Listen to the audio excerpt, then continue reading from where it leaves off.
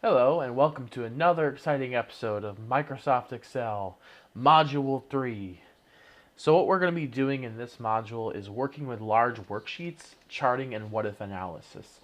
And this module can be a little intimidating. There's a lot of different things we get to do with Excel. However, it really shows a lot of the really cool features of Microsoft Excel.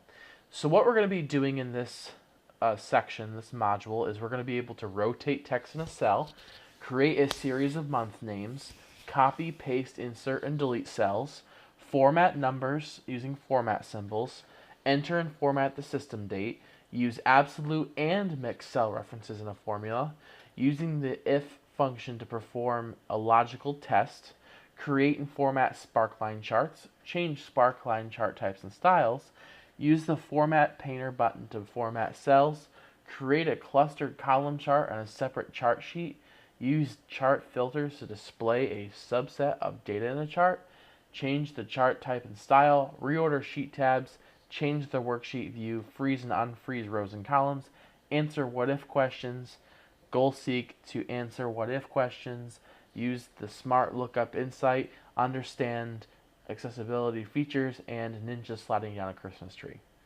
Okay, just skip that last one. Anyway, so this module is going to introduce you to techniques that's going to enhance your ability to create worksheets and draw charts. It'll also cover other methods for entering values in cells, such as allowing Excel to automatically enter and format those values based off of perceived values. And you'll get to do some really cool stuff with absolute cell references and how to use the if function. Okay, so when you set up a worksheet, you should use cell references and formulas whenever possible, rather than constant values. That just allows you to change a value in multiple formulas just by changing the value in a single cell.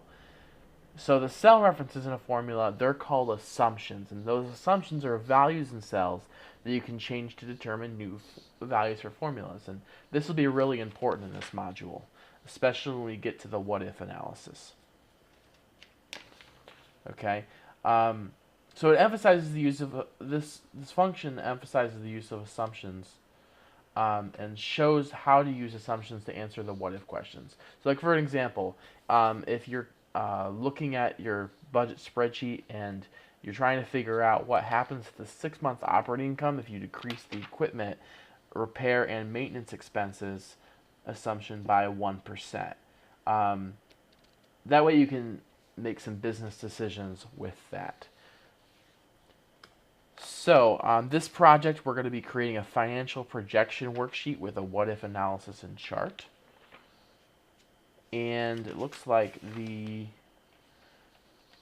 this worksheet we're going to need to create a worksheet that shows Caitlin's Ice Cream Shop, projected monthly sales revenue, cost of goods sold, gross margin, expenses, and operating income for a 6-month period.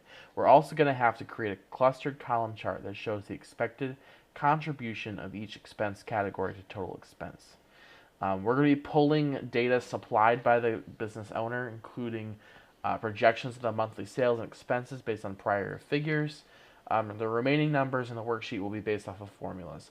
We're going to be doing some formulas to calculate different things like cost of goods sold, gross margin, commission expense, etc. And then we're going to have to create some spark lines with it as well. All right, so in my next video, we'll go ahead and get started.